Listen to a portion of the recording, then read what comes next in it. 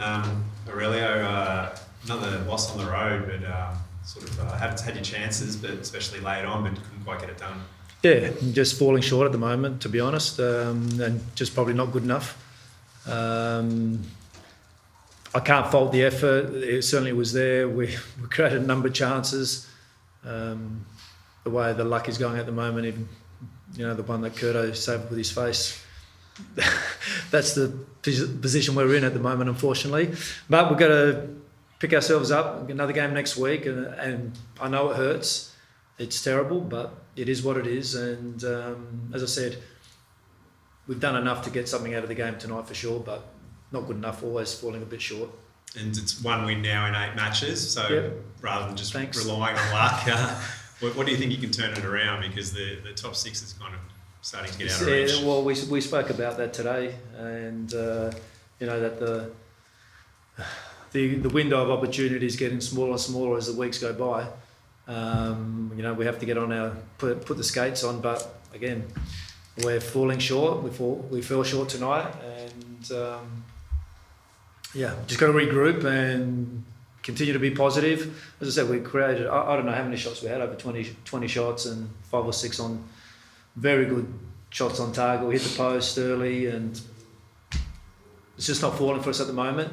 But unfortunately, sometimes the game can smash you in the face, and that's what it's doing to us at the moment. Yeah, do you feel like it's sort of up front with the finishing that's causing the problems because you're there with those chances? No, it's easy to pinpoint. When things are going poorly up front, you always blame and look at the striker. When things are going badly because you're conceding, you look at the goalkeeper or your defenders. It's a collective going forward, and it's a collective defending. That's how it is, and that's how it should be. And for Jamie now, it's 9 matches without a goal, but he's getting in the right spots. He's getting some chances. So yeah, he is. What can you say there? Well, he's been getting into chances for a number of weeks, and he's had some decent ones in the past and sort of decent ones tonight. So I think I said it before, strikers, like goalkeepers, they're a rare breed. When things are going well and they're in a purple patch, they're unstoppable. And, Curto was in that type of form tonight, let's be honest. And strikers are the same. In purple patch, everything's going well, and when it's not, unfortunately, it's not. But you got to keep pushing forward. Can I just ask one more on Jamie? It's been a while since he's had a slump like this. 10 years actually since he's had this sort of streak in the league. Yeah, well, he's done pretty well then, if that's the first one in 10 years. Yeah, absolutely. But for something that seems to be foreign to him, what's he doing to try and find his touch and that spark? Look, he's really bubbly in training, and he's positive, and his mood's good. So what else can he do? He's doing whatever he can in training. He's making an effort. Just the ball is not falling his way. That's it. Yep. How do you think as a squad you're dealing with this, Aurelio? Because like mine kind of touched on, this is kind of a new experience for a lot of these guys that have been part of the furniture for a while. How are they kind of... Well, there's probably only 5 or 6 that have been part of the furniture, if you want to call it that. Okay. we had 13 new players this year. So that's a pretty big change. Yeah, okay, but in terms of, from a perspective of you look at it and go, these are the standards we set at training, this is how we play as a team. It's been pretty methodical how this team's kind of evolved over the last 5-6 years or so. Yeah, but I think you got to look a little bit deeper than just seeing the end product, because the players that were here in the past, the first couple of years, they were unsighted.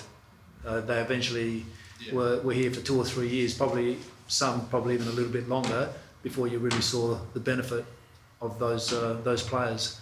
So yes, I think it's clear the end product, but it's actually taken 3 or 4 years with the same group to get them to that level.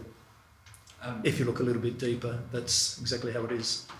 Just 2 of the guys who've been pretty crucial to the club over the last couple of years, Matt and Macarthur. What's the situation with them? Are they chance to... Did you say, sorry, Matt? Tilio and Lecky. Oh, okay. What's the situation with them? Well, Lex has only played, his second game, third game that he came off the bench. He started obviously against Victory. Just a totally sore body. So that we thought it was a little bit risky. He just didn't recover properly from the last game in Sydney, which was a pretty tough game. And Marco was exactly the same. He hadn't played in 5 or 6 months. Came off the bench against Victory.